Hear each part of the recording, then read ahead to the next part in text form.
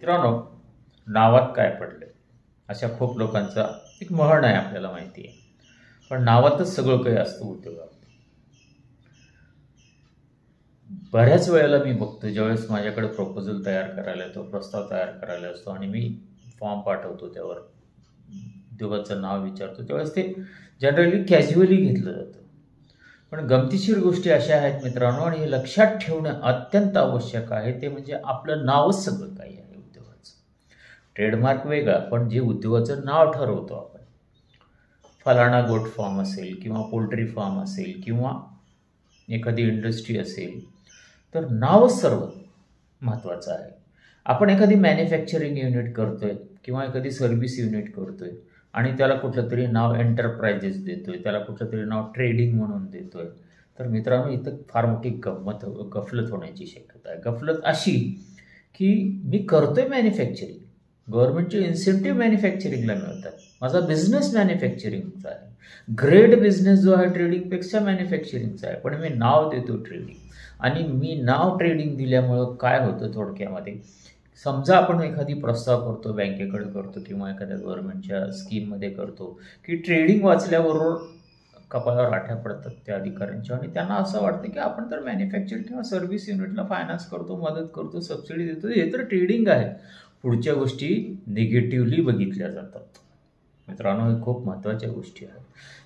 हा एक मूळ मुद्दा की आपण नेमकं काय करतो, आणि करत असताना तो नाव असा असला पाहिजे की ज्याच्यातनं त्या उद्योगाचा बोध होणं आवश्यक आहे, की नेमकं या उद्योगामध्ये काय घडलं जात असेल किंवा काय होऊ शकत असेल, आणि मग त्याच्याप्रमाणे पुढच्या गोष्टी ठरतात. एकदा नाव ठरवताना वेळ दिला पाहिजे, तर येस, थोडासा वेळ दिला पाहिजे. पूर्ण विचार करून आपल्या उद्योगाचं नाव ठरवलं पाहिजे, आणि मग ते एकदा आपण नाव ठरवलं की त्याप्रमाणे आपण पुढं जाणं आवश्यक आहे. हा एक मुद्दा झाला. आता दुसरा मुद्दा मित्रांनो, नाव असं असलं पाहिजे की त्या नावावरनं आपला उद्योग इझिली कॉमन मॅनला कळला पाहिजे.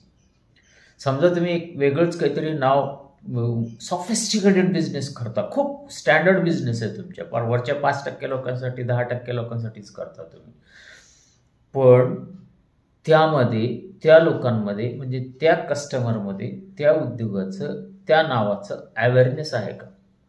जर ते अवेअरनेस नसेल, कॉमन पब्लिकला बिझनेस तो कळत नसेल, तर तुमच्या दारात कस्टमर पायच ठेवणार नाही, आणि तो नाही पाय ठेवला तर आपला बिझनेस कोलॅप्स होतो. मग त्याला 10 समजावून सांगावं लागतं की माझ्या बिझनेसमध्ये काय काय होतं आणि मी काय काय करतो.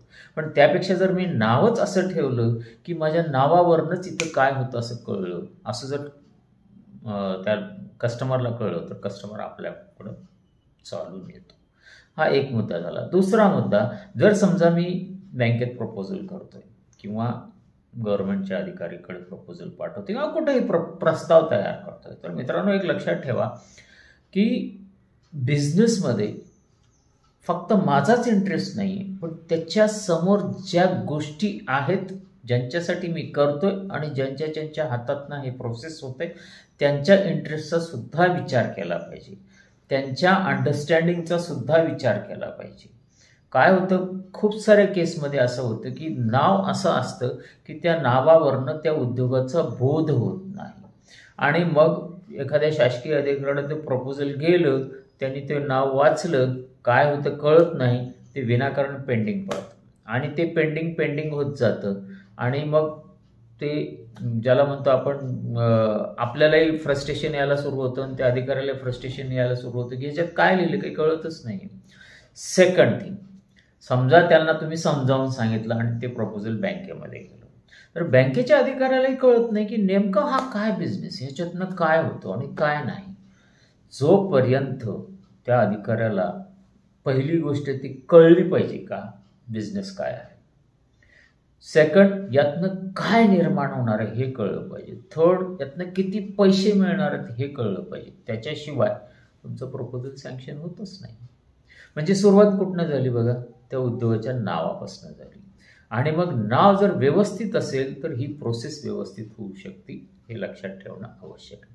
धन्यवाद मित्रांनो. व्हिडिओ आवडला असेल तर लाईक करा आणि शेअर करा. बघत राहा माझं यूट्यूब चॅनल ई कपचे. धन्यवाद.